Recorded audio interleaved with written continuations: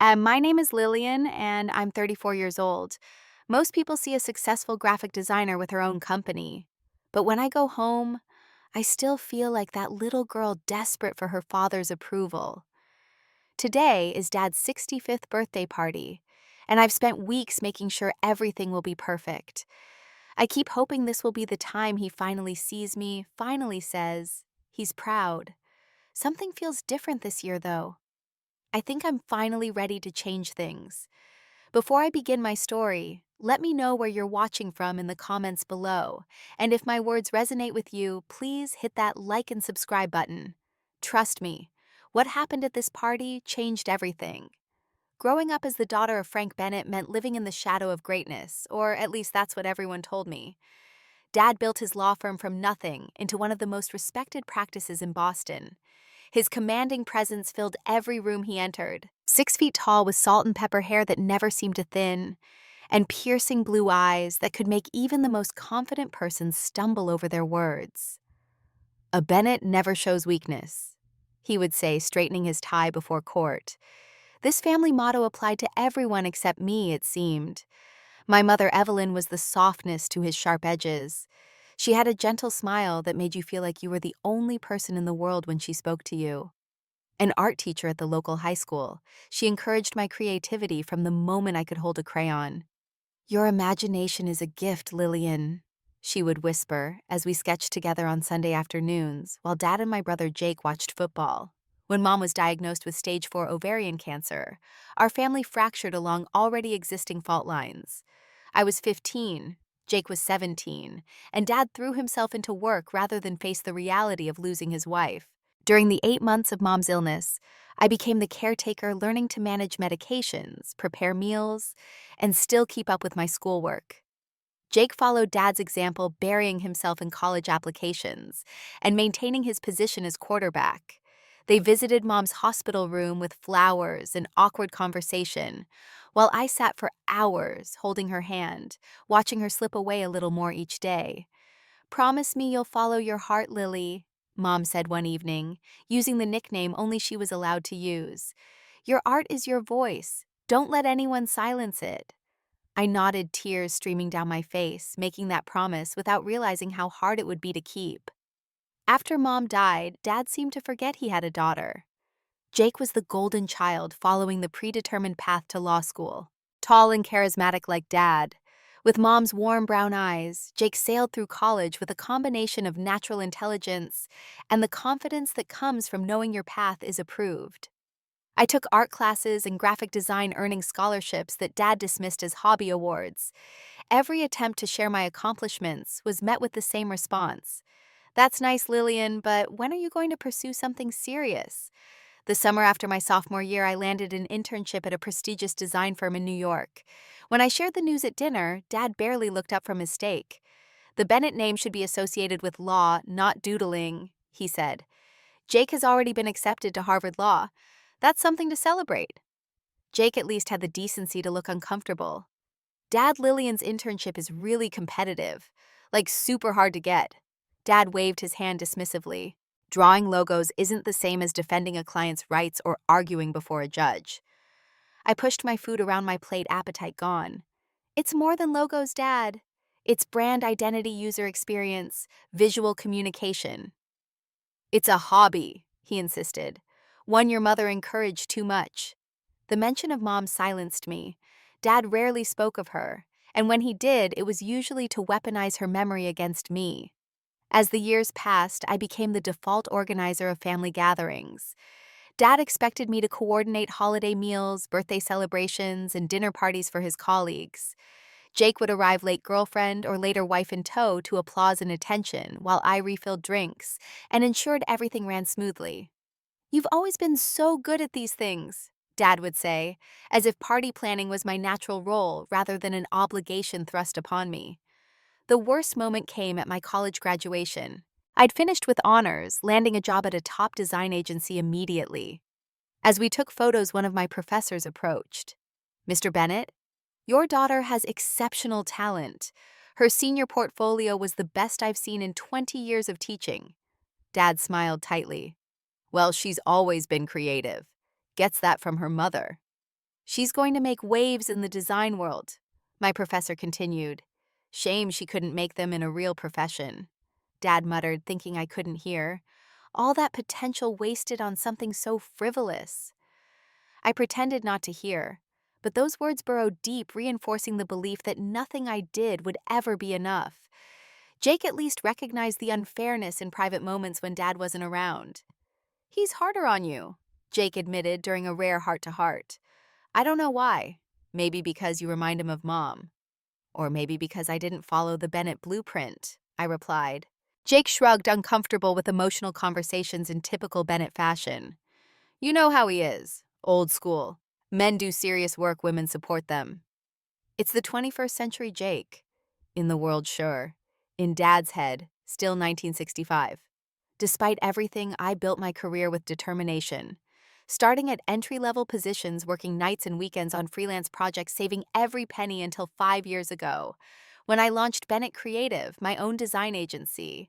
The irony of using the family name wasn't lost on me, but perhaps part of me still hoped it would make Dad take notice.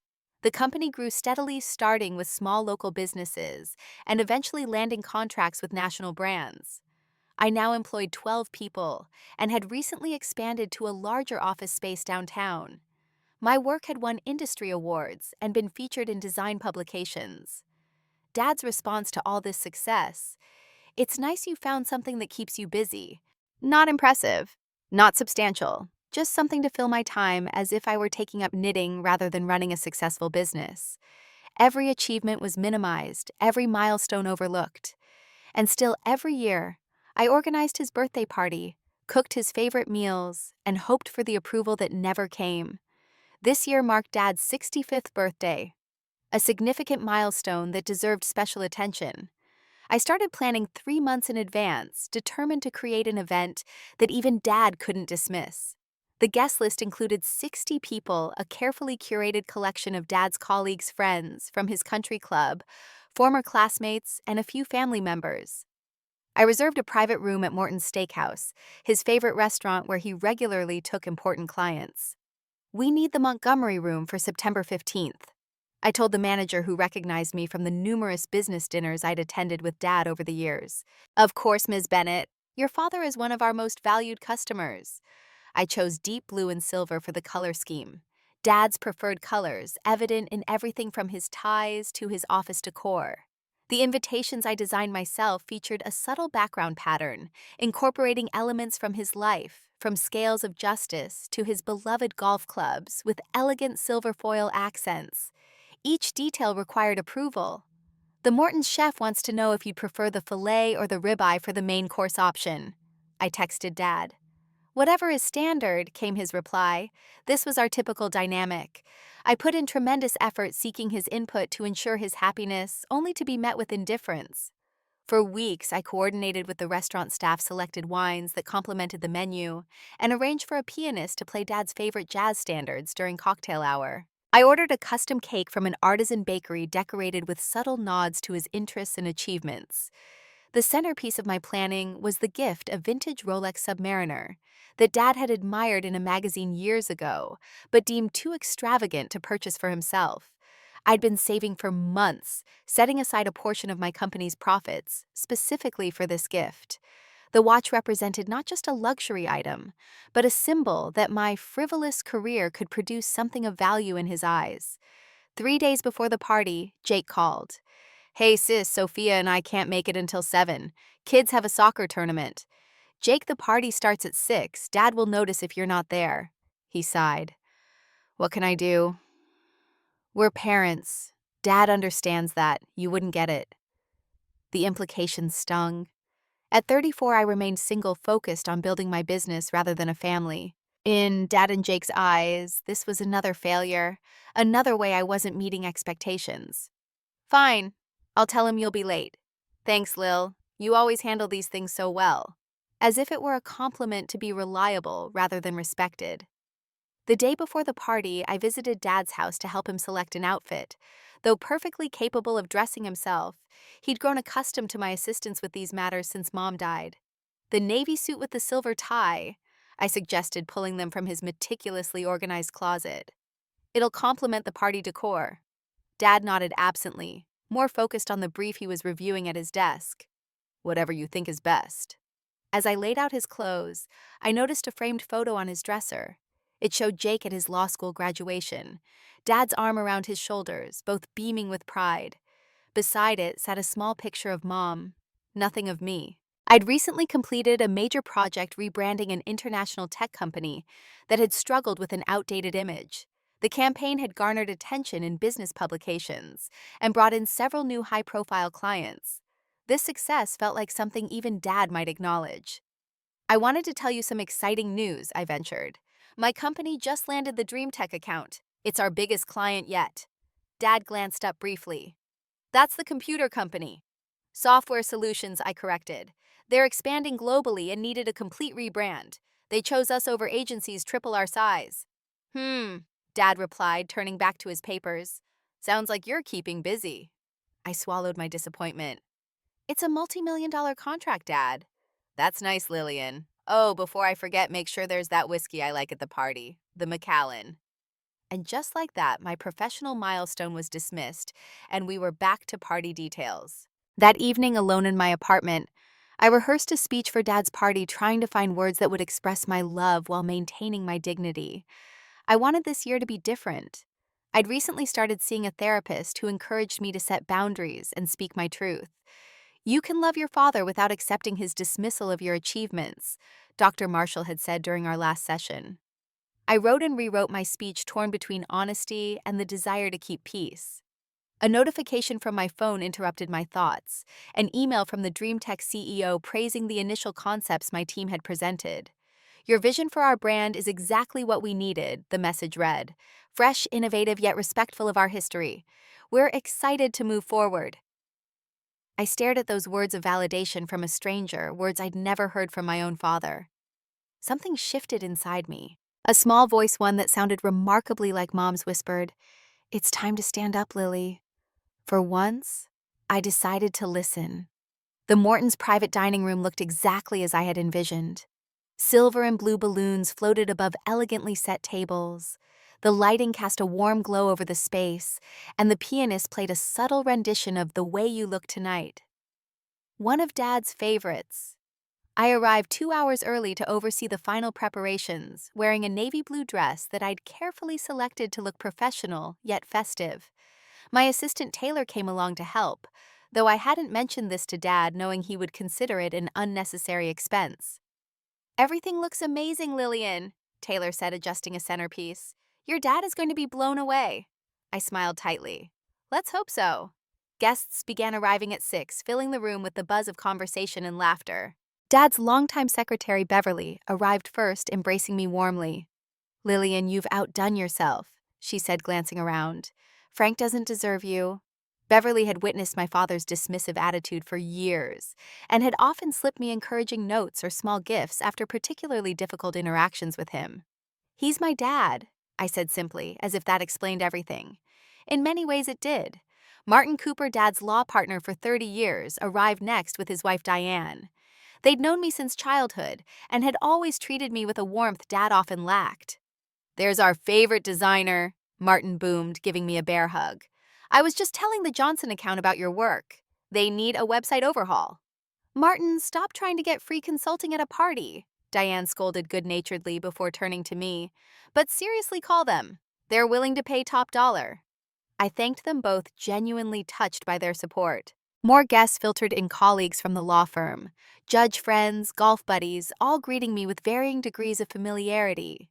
Linda Hartwell, Dad's closest friend outside of work and a retired judge, arrived wearing a striking red dress that defied her 70 years. "Where's the man of the hour?" she asked, handing me a beautifully wrapped package. "He should be here any minute," I replied, checking my watch nervously. Dad was never late. As if on cue, the door opened and Dad entered, looking distinguished in the navy suit I'd selected. A ripple of recognition moved through the room, conversations pausing as people turned to greet him. He moved with the confidence of someone accustomed to commanding attention, shaking hands and accepting birthday wishes with practiced ease. I approached with a champagne flute, which he accepted with a nod. "Happy birthday, Dad," I said, kissing his cheek. "Place looks nice." he replied, his highest form of praise. Good turnout. Everyone wanted to celebrate with you. He scanned the room. Jake here yet? The familiar pang of disappointment. He'll be here by 7. Sophia and he had the kids' soccer game. Dad nodded clearly, giving Jake's absence a pass that would never be extended to me. Priorities. Family first. That boy understands what matters. I swallowed the urge to point out that I was family too, and that I'd spent weeks ensuring his birthday would be special. Instead, I guided him toward Martin and the senior partners who were waiting to toast him. For the next hour, I circulated among guests, ensuring everyone had drinks and appetizers, directing them toward Dad for brief conversations and managing the flow of the evening. I was both host and invisible facilitator, seen when needed and overlooked when not. Beverly sidled up to me as I adjusted a flower arrangement.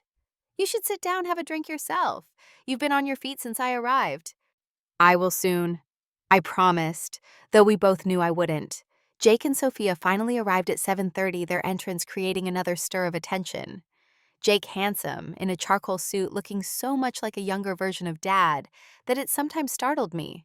Sophia elegantly dressed and unfailingly polite, though we'd never managed to become close. Sorry we're late, Jake announced to the room at large, not sounding particularly sorry. Aiden scored the winning goal, couldn't miss that. Approving murmurs rippled through the crowd. Dad beamed, clapping Jake on the shoulder. That's what matters, family. How is my grandson taking after his father on the field? Jake launched into a detailed account of the game, while I signaled the servers to begin bringing out the first course. No one seemed to notice my coordination with the staff, the timing of courses with the pianist's music, the careful attention to Dad's preferences in every detail. As dinner progressed, I finally took a seat at Dad's table between Beverly and Linda, across from Jake and Sophia. Dad held court at the head, regaling everyone with stories from his early days as a lawyer. Remember that Jenkins case? He asked Martin. Everyone said we couldn't win. But you found that precedent from 1887.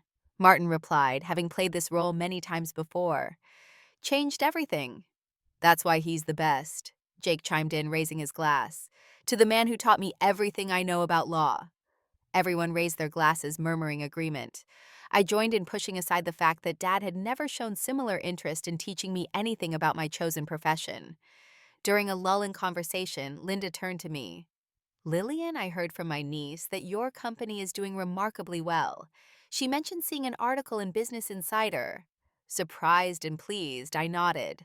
Yes, they did a feature on boutique agencies disrupting the traditional advertising model. We were highlighted for our work with several tech startups. That's wonderful, Linda said warmly. You always had such a creative eye, even as a little girl. I remember those drawings you used to make. Dad cleared his throat. Jake just won the Westfield case, $3 million settlement for our client. And just like that, the conversation pivoted away from my accomplishment back to the law firm. I caught Beverly's sympathetic glance across the table and managed a small smile in return. As the main course was served, I spotted Michael Reed, creative director at Apex Publishing, one of the guests I'd invited partly for professional networking purposes. We'd collaborated briefly on a project last year, and I admired his work. He caught my eye and raised his glass in acknowledgement. During dessert, I excused myself to check on the cake and ensure the gift table was properly arranged. Michael approached as I was speaking with the catering manager. Quite an event you've put together, he said. Your attention to detail is impressive. Thank you, I replied, genuinely pleased by the professional recognition. Event planning isn't my usual wheelhouse, but some skills transfer across disciplines. I saw your Dream Tech presentation, he mentioned casually. Word travels fast in our industry. The concept designs were brilliant. We fell into shop talk about design trends and upcoming projects, the first genuine professional conversation I'd had all evening. For a few minutes, I felt like myself, not just Frank Bennett's daughter or party planner. Lillian, Dad's voice cut through our conversation. We need more whiskey at table 3. Michael raised an eyebrow as I excused myself to fulfill this request, reverting instantly from respected creative director back to service staff. As I walked away, I caught a glimpse of my reflection in the decorative mirror on the wall. For a moment, I didn't recognize the woman looking back at me, her shoulders slightly hunched, her expression accommodating. I straightened my spine, took a deep breath, and decided that something needed to change. Tonight. After dinner came the moment I'd both anticipated and dreaded: the traditional gift presentation and speeches. As the cake was brought out, a magnificent three-tiered creation topped with a fondant gavel and legal scales, the room erupted in applause. Dad made a show of being surprised, though he must have expected something elaborate. The pianist played Happy Birthday, as everyone sang along, and Dad blew out the 6 and 5 shaped candles with one efficient breath. Martin stepped forward, first glass raised. To Frank Bennett, the finest attorney I've had the privilege to work alongside for 30 years. Your brilliance in the courtroom is matched only by your loyalty as a friend. Happy 65th partner. Applause followed, and Dad nodded appreciatively, comfortable in the spotlight. Several other colleagues offered brief toasts, each highlighting Dad's professional achievements, his golf handicap, or his mentorship of younger attorneys. The narrative being constructed was clear: a portrait of a great man defined by his work and traditionally masculine pursuits. Then Jake stepped forward, champagne in hand. Not many sons can say their father is also their hero, but I can. Dad, you showed me what it means to be a Bennett, to fight for what's right, and to never back down. Working alongside you these past 7 years has been the honor of my life. Jake presented his gift, a small box containing a weekend golf retreat at Pebble Beach. Dad's face lit up as he examined the brochure. This is perfect, son. We'll make it a guys' weekend, just the two of us. The room filled with approving murmurs and applause. I waited for Jake to mention that the gift was from both of us, as we discussed splitting the cost, but he accepted sole credit with a modest wave. Linda nudged me gently. Your turn, dear. With slightly trembling hands, I rose and approached Dad with the carefully wrapped watch box. The room quieted as I handed it to him. Happy birthday, Dad. I said, my voice steadier than I felt. He unwrapped it methodically, showing little of the enthusiasm he'd displayed for Jake's gift. When he opened the box to reveal the vintage Rolex, his expression remained neutral. This is quite expensive, Lillian, he said, examining it briefly before closing the box. You shouldn't spend your money like this. No, thank you. No acknowledgement of how I knew it was the exact model he'd admired. Just a comment implying I couldn't afford it or shouldn't have bought it. I wanted to get you something special, I said, feeling the familiar sting of disappointment. Beverly, sensing the awkward moment, called out, Speech, Lillian, tell us about growing up with this legal legend. All eyes turned to me. This was the moment I'd rehearsed for, though now my carefully prepared words seemed inadequate. Dad, I began, you've always taught us to strive for excellence in everything we do. Your dedication to your clients, your unwavering work ethic, and your commitment to family have been guiding principles in my life. As I spoke, I noticed Dad leaning toward Jake, whispering something that made both of them smile. The slight was so familiar that I almost continued, as if nothing had happened, almost swallowed the hurt, as I'd done countless times before. Michael Reed, who had been watching intently, spoke up. Lillian, I'd love to hear about your latest projects. Your father must be incredibly proud of what you've accomplished with Bennett Creative. A flash of irritation crossed Dad's face. Oh, let's not get into all that tonight. This is supposed to be a celebration. I'd like to hear about it, Linda insisted. Frank, your daughter is making quite a name for herself in the design world. I seized the moment. Actually, we just secured a contract with Dream Tech. They're expanding globally and will be handling their entire rebrand. It's the largest project we've taken on. Several guests murmured congratulations, but Dad cut through the positive response. That's nice, honey, but let's not bore everyone with your computer drawings. Real business gets done in courtrooms and boardrooms, right, gentlemen? A few of his older colleagues chuckled while others looked uncomfortable. Jake studied his shoes, saying nothing to defend me. I pressed on, determined to be heard. Actually, Dad, this is real business. The contract is worth 7 figures, and we beat out several major agencies to land it. Dad's expression hardened, the look I'd seen him use to intimidate opposing counsel. Lillian, now isn't the time for this. When is the time, Dad? You've never once asked about my company or shown any interest in my career. The room grew uncomfortably quiet. Dad glanced around at his guests, clearly annoyed that his birthday celebration had veered off script. Don't be dramatic, he said dismissively. We're here to celebrate, not listen to complaints. Something in me snapped. Years of diminishment of trying to earn approval that never came of being the good daughter who took care of everyone while receiving nothing in return. It all crystallized in that moment. Before I could respond, Dad looked at the group of attorneys nearest him and said loudly enough for everyone to hear, "You'll have to excuse my daughter. She's always been sensitive about her little hobby business." A few uncomfortable chuckles rippled through the room. I saw Beverly's eyes widen in shock, Linda's mouth tighten in disapproval. "It's not a hobby, Dad," I said quietly. "It's a successful business that employs 12 people." Dad waved his hand dismissively. "Oh, Lillian, come on. Let's not do this here. Go check on dessert or something useful. You're just a doormat here. Let the men talk business." The words hit like a physical blow. A doormat. After everything I'd done for the party for him for years, that's all I was in his eyes. Someone to wipe his feet on. The room fell completely silent. I saw pity in some faces, shock in others. Jake looked stunned while Sophia stared intently at her plate. No one spoke. No one defended me. I felt my face flush with humiliation, tears threatening. For a moment, I considered doing what I'd always done, smiling through the pain, retreating to check on some unnecessary detail, allowing the moment to pass without confrontation. But something had changed. I couldn't do it anymore. I wouldn't. The silence in the room stretched like a rubber band ready to snap. I could feel every eye on me waiting to see if I would crumble or flee as I had so many times before. I took a deep breath, straightened my shoulders, and looked directly at my father. "A doormat." I repeated, my voice soft but clear. "Is that really what you think of me, Dad?" He seemed startled that I hadn't retreated. "Lillian, this isn't the time or place. We're celebrating." "No, I think this is exactly the right time and place," I continued, my voice growing stronger. "For 20 years, I've organized your parties, remembered every colleague's name, made sure your favorite foods were served, all while trying desperately to make you proud of me." Dad glanced around the room, uncomfortable with this public display. "This is unnecessary." "Is it?" "Because I think it's been necessary for a very long time." I took another steadying breath. "You want to know about my little hobby business, Bennett Creative, generated $1.7 million in revenue last year. We have clients in 14 countries. My work has won 6 industry awards in the past 3 years." Murmurs rippled through the room. I saw surprise on several faces, including Jake's. "My team and I just secured a contract with DreamTech worth over $2 million.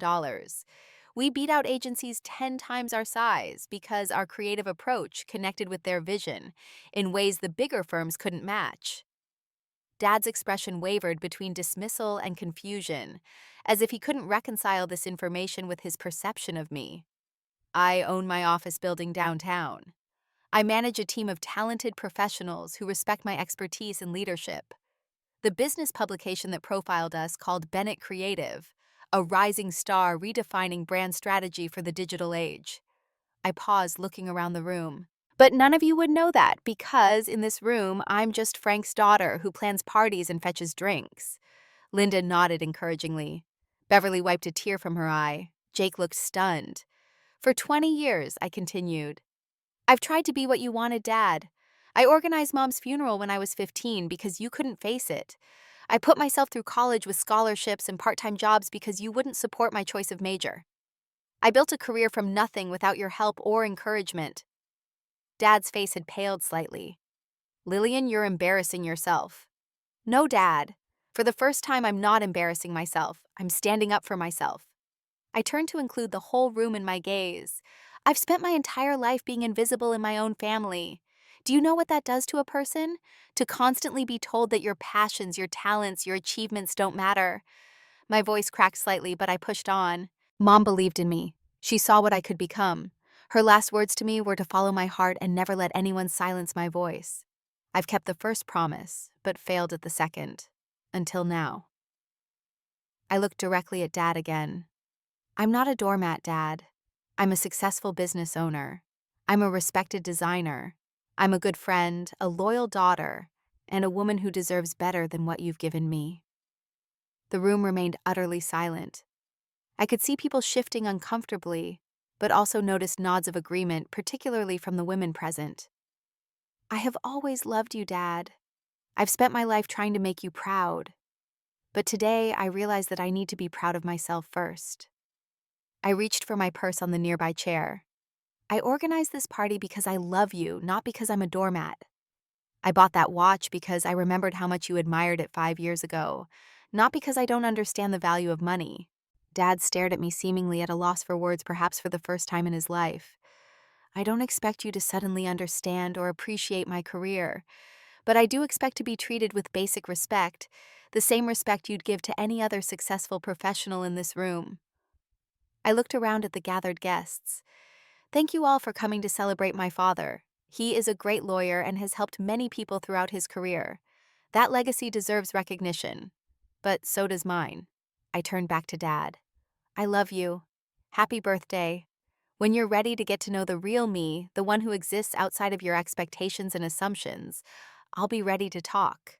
With those words, I walked toward the door, my heart pounding but my steps steady. As I reached for the handle, I heard a voice. Wait! I turned to see Linda standing. Frank Bennett, I've known you for 40 years, and I've never been more disappointed in you than I am right now. Dad blinked in surprise. Linda, this is a family matter. Like hell it is, she replied, her judicial authority evident in her tone. You just publicly humiliated your daughter at her own event, and it's not the first time I've seen you do it. Martin stood next. Frank Lillian redesigned our firm's entire brand identity last year. The work she did increased our new client inquiries by 30%. Did you even know that? Dad looked genuinely confused. You hired Lillian's company. Yes, and paid top dollar for it, Martin confirmed, because she's the best at what she does. One by one, others spoke up. Beverly mentioned how Lillian had helped her nephew secure an internship. A golf buddy admitted that Lillian had designed his restaurant's award-winning logo.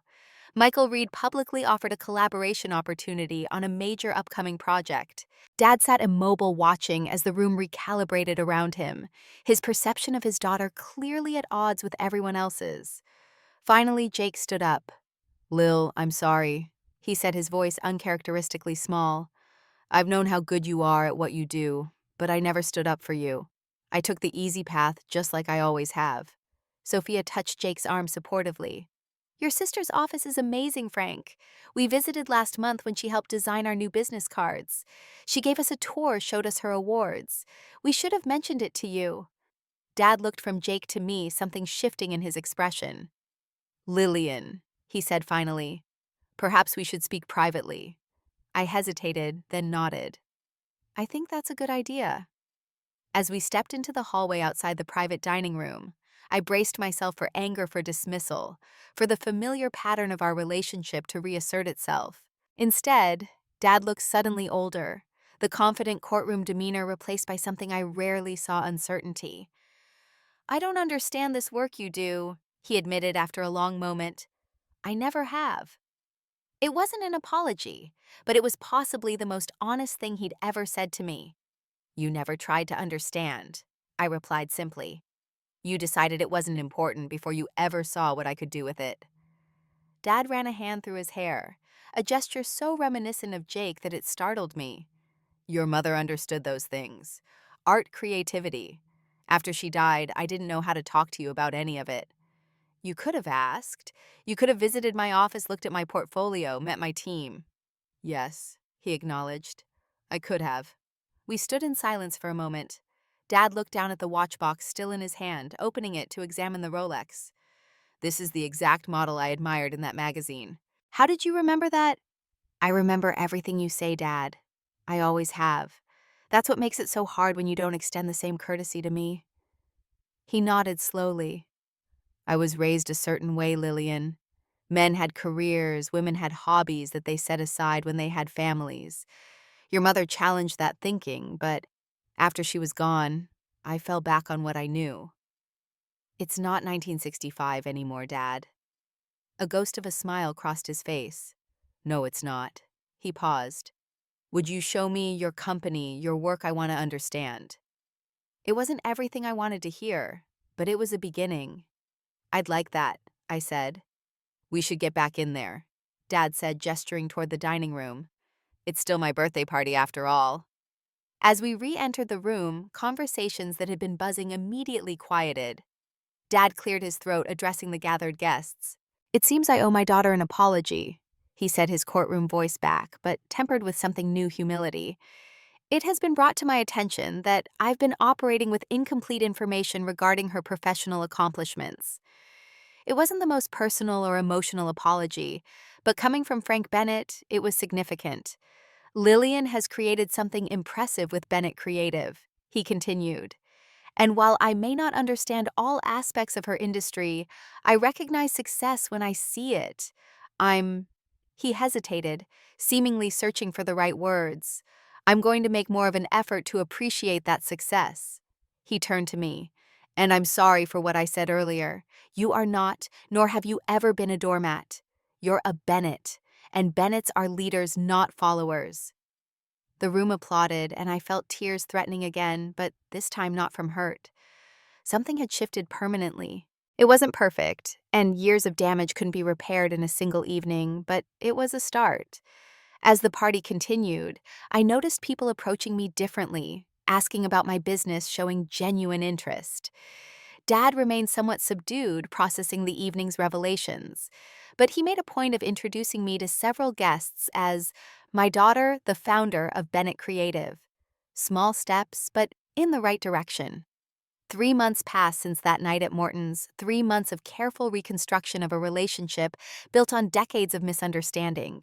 The changes weren't dramatic or immediate, but they were real and sustained. 1 week after the party, Dad visited my office for the first time. I watched his expression as he took in the modern space, the wall displaying our awards, the conference room where samples of our work were mounted. This is more substantial than I imagined, he admitted, studying a brand identity system we'd created for a financial technology startup. I introduced him to my team professionals, who clearly respected me and were excellent at their jobs.